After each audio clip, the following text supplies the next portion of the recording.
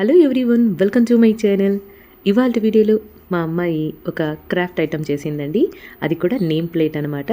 నా పేరు, మా వారి పేరు, తన పేరు కలిసి వచ్చేలాగా ఫస్ట్ 3 లెటర్స్ని తీసుకొని నేమ్ ప్లేట్ని తయారు చేసింది కార్డ్బోర్డ్ పైన. సో చాలా బాగా చేసింది. సో ఎలా చేసింది ఏంటి అనేది వీడియోలో తనే మీకు క్లియర్గా ఎక్స్ప్లెయిన్ చేస్తుందండి. వీడియోని చివరి దాకా చూసి వీడియో నచ్చితే లైక్ చేయడం అస్సలు మర్చిపోకండి. నేమ్ ప్లేట్ రెడీ చేసుకోవడానికి మనకు స్ట్రాంగ్ బేస్ అవసరం. దానికి మనం కార్డ్బోర్డ్ని సర్కిల్ షేప్లో కట్ చేసి యూజ్ చేసుకోవచ్చు. నా దగ్గర కేక్ ఆర్డర్ చేసినప్పుడు వచ్చిన కార్డ్బోర్డ్ ఉండింది. చాలా స్ట్రాంగ్ ఉండడంతో నేను దాన్నే యూజ్ చేస్తున్నాను. అది అన్ఈవెన్గా ఉండింది. సో ఫస్ట్ అయితే నేను బ్లాక్ చార్ట్ పేపర్ని అదే సేమ్ సైజ్లో కట్ చేసుకొని దానిపైన స్టిక్ చేసేసాను. నేను అనుకున్న థీమ్ ప్రకారం black background and golden embossed letters అనమాట. సో నేను ఇక్కడ బ్లాక్ చార్ట్ పేపర్ని స్టిక్ చేశాను. ఫర్దర్గా నేను బ్లాక్ పెయింట్ కూడా చేస్తాను దీనిపైన. అది ఎందుకు అనేది వీడియోలో ఫర్దర్గా చెప్తాను. అండ్ ఇక్కడ రఫ్గా ఒక సెంటర్ పాయింట్ నేను డ్రా చేసుకున్నాను. నెక్స్ట్ అలైన్మెంట్ కోసం జస్ట్ ఇలా లైన్స్ డ్రా చేసి నేను అనుకున్న డిజైన్ని డ్రా చేశాను. ఈ డిజైన్స్ అన్నీ నేను డిఫరెంట్ ఆర్ట్ పీసెస్ని గూగుల్లో అండ్ ఇంటర్నెట్లో సెర్చ్ చేసి నాకు వచ్చిన ఐడియా ప్రకారం డ్రా చేశాను. ఇక్కడ మౌల్డెడ్ ఫెవిక్రిల్ క్లే వాడుతున్నాను. దీంట్లో 2 కాంపోనెంట్స్ ఉంటాయి. ఒకటి రెజిన్ అంటారు, ఇంకొకటి హార్డ్నర్. ఫస్ట్ వన్ వచ్చేసి resin base and second one వచ్చేసి హార్డ్నర్. ఈ రెండింటిని ఈక్వల్ ప్రపోర్షన్లో మనం కలిపితే, అంటే ఫింగర్స్తో ప్రెస్ చేస్తూ దాన్ని మిక్స్ చేయాలి. అప్పుడు మనకు ఒక ఈవెన్ టెక్స్చర్లో క్లే వస్తుంది. సో ఒకటేసారి మొత్తం ప్యాకెట్ని మనం కలుపుకోకూడదు. సో ఇక్కడ నేను ఈక్వల్గా దాన్ని డివైడ్ చేసుకొని కలుపుతున్నాను.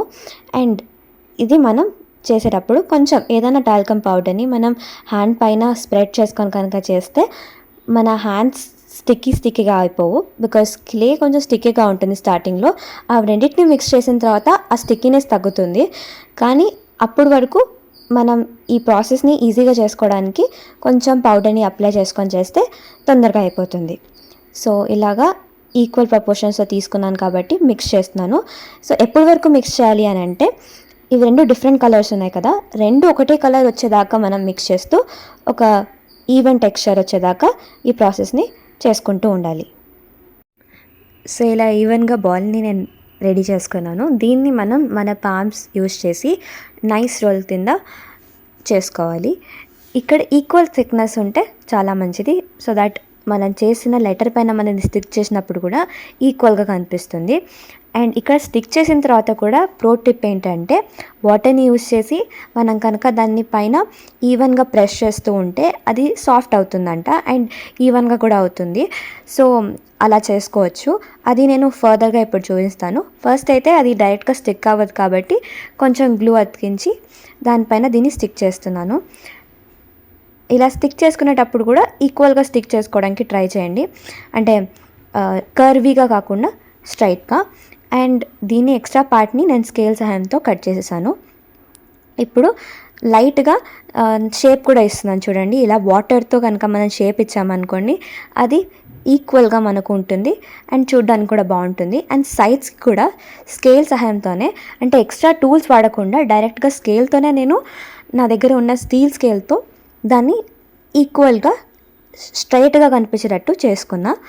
అండ్ ఇక్కడ క్యాప్ యూస్ చేసి నేను ఎందుకు అప్లై చేస్తున్నానంటే, మనం సారికి ఫింగర్ని యూస్ చేసి క్లేతో మళ్ళీ ఈ బాల్స్ని చేసుకొని దాన్ని స్ట్రైట్గా చేసుకొని ఫెవికాల్ మన చేతి పైన ఉండడం వల్ల అది మన చేతికి అతుక్కొని ఇవన్నీ కొంచెం కష్టం అవుతుంది కాబట్టి క్యాప్తో నేను జస్ట్ ఇలా చేసుకున్నాను.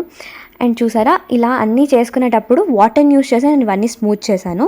అండ్ ఇది మండల ఆర్ట్కి వచ్చే టూల్ అనమాట.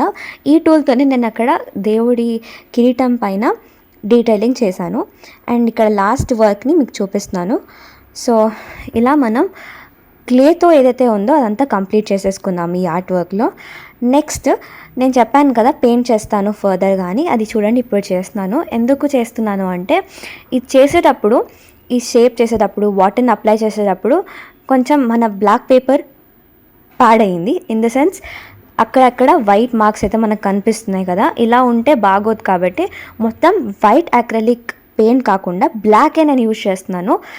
ఎందుకంటే మనం బ్లాక్ థీమ్ అని ముందే చెప్పాను కదా. సో దాన్ని ఈవెన్గా ఒకటే స్ట్రెచ్లో, అంటే ఒకటే వేలో హారిజంట్లీ నేను స్ట్రోక్స్ ఇస్తూ వెళ్ళిపోయాను అనమాట. వర్టికల్గా స్ట్రోక్స్ ఇవ్వద్దు, ఏ డైరెక్షన్లో అయితే స్ట్రోక్ స్టార్ట్ చేసామో అదే డైరెక్షన్లో, సో దట్ ఈవెన్గా కనిపిస్తుంది అని. ఓకే, నెక్స్ట్ మనం ఇక్కడ గోల్డెన్ మెటాలిక్ పౌడర్ని యూస్ చేసాం ఇక్కడ, అండ్ బైండర్ అని వస్తుంది. సో గోల్డెన్ మెటాలిక్ పౌడర్ని మనం బైండర్తో కనుక యాడ్ చేస్తే అప్పుడు మనకు గోల్డ్ పెయింట్ వస్తుంది. డైరెక్ట్గా గోల్డ్ పెయింట్ అయితే మనకు మార్కెట్లో అక్రిలిక్ పెయింట్స్లో అవైలబుల్ ఉండదు, కాబట్టి ఇలా చేసుకోవాల్సి వస్తుంటుంది. సో దాన్ని ఇక్కడ మనం చేసుకున్న లెటర్స్ పైన నేను నీట్గా అప్లై చేస్తున్నాను, అంటే పెయింట్ చేసుకుంటున్నాను. సో ఇది కూడా ఒకటే డైరెక్షన్లో చేసుకుంటూ వెళ్ళండి, సో దట్ ఈవెన్గా లుక్ వస్తుంది. సో ఇలా ఎం లెటర్ని కూడా గోల్డ్ పెయింట్తో పెయింట్ చేశాను. ఇందాక చూపించినట్లే ఇలా నేను గోల్డ్ పెయింట్ని రెడీ చేసుకున్నా. ఇప్పుడు దీన్ని స్పాంజ్ పైన సర్కిల్ షేప్లో యూజింగ్ ద బ్రష్ నేను అప్లై చేస్తున్నా.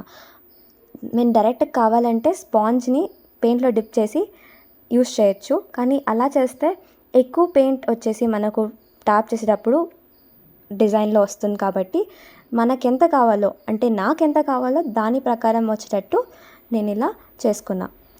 సో ఇక్కడ ఇదే ప్రాసెస్ని ఒక 2-3 టైమ్స్ రిపీట్ చేస్తే మన ప్యాటర్న్ రెడీ అయిపోతుంది. ఇలా టాపింగ్ ప్రాసెస్ని కంప్లీట్ చేసుకున్నా. స్టార్టింగ్లో నేను అలైన్మెంట్ తీసుకునేటప్పుడు కింద ఎక్కువ ప్లేస్ వదిలాను, సో దట్ ఇక్కడ ఎక్కువ బెడ్లో ఈ టాపింగ్ ప్రాసెస్ని నేను చేసుకోవచ్చని. అండ్ ఎం లెటర్ దగ్గరకు వచ్చేస్తే దాన్ని నారో డౌన్ చేశాను. అండ్ ఇప్పుడు మనం గణేష డీటెయిలింగ్స్ చూసుకుంటే, నేను ఇక్కడ కిరీటంకి అలాగే ఫేస్ అండ్ దంతాలకి డీటెయిలింగ్స్ వేయాలనుకున్నాను. సో ఫస్ట్ పెన్సిల్తో రఫ్గా డ్రా చేసుకున్నాను. Then after I will be painting on this. And ఎక్కడైతే మనకు ఎక్సెస్గా గోల్డ్ కలర్ కనిపిస్తుందో దాన్ని 0 నెంబర్ బ్రష్తో బ్లాక్ పెయింట్ యూస్ చేస్తూ కవరప్ చేసేసుకుంటున్నాను. సో ఇక్కడ తిలకం అయిపోయింది. And this is how it looks now. So ఫర్దర్గా ఒకటి మిగిలిపోయింది. అదేంటంటే పైన ఎంటీగా కనిపిస్తుంది, కాబట్టి నా దగ్గర ఇంట్లో అవైలబుల్ ఉన్న హాఫ్ సర్కిల్ షేప్డ్ గోల్డెన్ బీడ్స్ని ఇక్కడ స్టిక్ చేస్తున్నాను. ఇది ఆల్రెడీ స్టిక్కీ ఉంటుంది కాబట్టి మనకు వితౌట్ ఫెవికాల్ స్టిక్ అయిపోతుంది. సో ఇలాగే మొత్తం కంప్లీట్ చేసేసుకుంటే this is how the final piece looks like. So hope you like it. నాకు ఎలా తోచిందో అలా చేసుకుంటూ వెళ్ళిపోయాను.